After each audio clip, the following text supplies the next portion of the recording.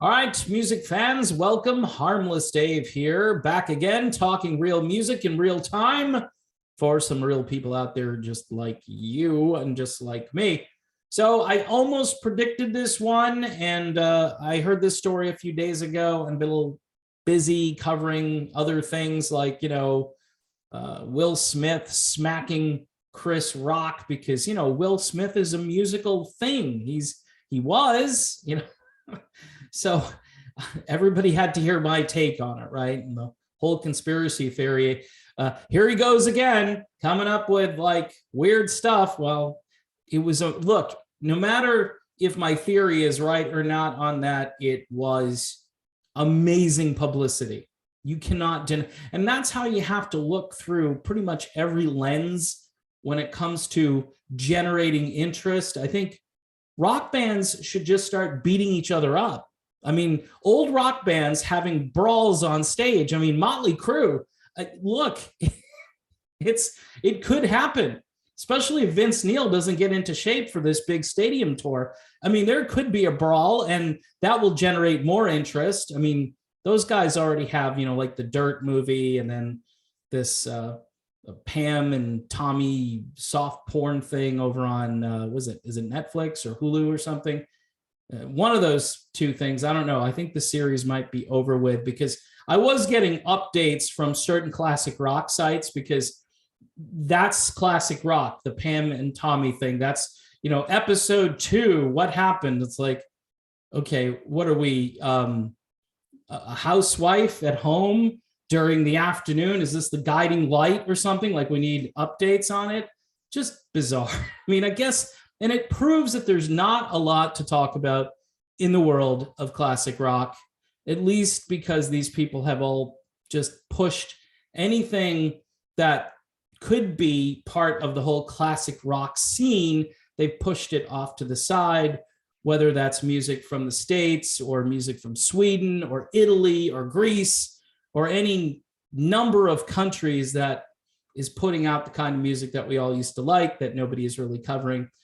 Anyway, Aerosmith, getting to the point here, Aerosmith is doing this Las Vegas residency off and on for a number of months. They've got quite a few shows booked. And lo and behold, drummer Joey Kramer, is not going to be there. Now, Brad Whitford said last year that he didn't think Aerosmith could continue for too much longer, based on the fact that they're getting a little bit old and it was getting harder to do this. And he even said at one point that he wondered what his bandmates, I think he said partners, like business partners, but he said, I wonder what they think sometimes, like how they decide to do this stuff based, I guess, on maybe the condition of certain people in the band. And obviously, Joey Kramer looked like he was working very hard on drums when he was playing with the band. And now he has decided not to be a part of Aerosmith really for the foreseeable future. He said something like he's going to sit out the band's concert schedule this year, which, again, how much more Aerosmith are we going to get after this year? Now, he kind of gave a very interesting statement, though. Kramer has regrettably made the decision to sit out the band's concerts in 2022. Get this, so he can focus his full attention on his family during these uncertain times. I mean, okay, I totally respect that. The apocalypse is near. I mean, so why not spend more time with the people you care about rather than living out of a suitcase in a hotel room and then having to kind of power through these shows, which aren't doing a whole lot for your health at this point. He's 71 years old, and he calls it a temporary leave of absence. And the statement notes that he and the band look forward to his future performances with Aerosmith. Filling in is John Douglas, that's the drum tech. I think it would be really cool if Aerosmith had hired a higher profile drummer. Not to say that John Douglas can't do the job, but it would be cool maybe if they brought in somebody, since it's just going to be temporary, right? Why not have somebody who's a little bit more marquee and just somebody who would bring a little bit of interest in to the situation? But it doesn't really matter. I think these tickets are going to sell. Although a good friend of mine, Steve, told me that the tickets for this are ridiculous. He sent me a link to where you can purchase tickets, and it's more than holy crap Batman. It's like holy crap Superman. It's just crazy what they want for tickets. But hey, this could be, and I said this in the other video, this could be the last time you get to see Aerosmith ever. And I don't know why there would be another tour after this. And this isn't really a tour. It's an off and on residency in Las Vegas. And a lot of the older bands like hanging out in Vegas, not traveling, getting to kind of, do the Vegas routine. You're near all the one-armed bandits, and you've got plenty of money to hang out at the roulette wheel and do whatever you want to do, or hang out at the swimming pool all day, or get your own private villa somewhere and just blow all the money that you're making on the tour. In 2020, remember that Kramer actually sued his bandmates when they decided to not allow him to perform with the group when they played the Grammy Awards ceremony, because they felt he hadn't sufficiently recovered from then recent injuries he'd suffered. So let's just keep that in the rear view mirror, because that's definitely something that I'm sure factored into his decision. Does he want to work with these guys, really? Or does he have the physical capability of working with these guys? So who knows, right? Who knows what the truth really is? I think his statement is really interesting. It's not your typical statement. The world is in an uproar right now in so many different ways.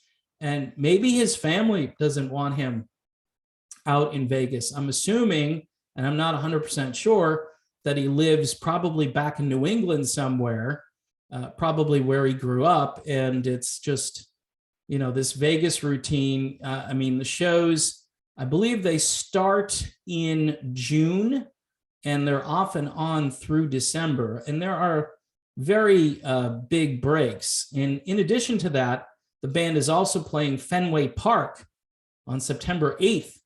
And that would be a show to, get the chartered plane into Logan.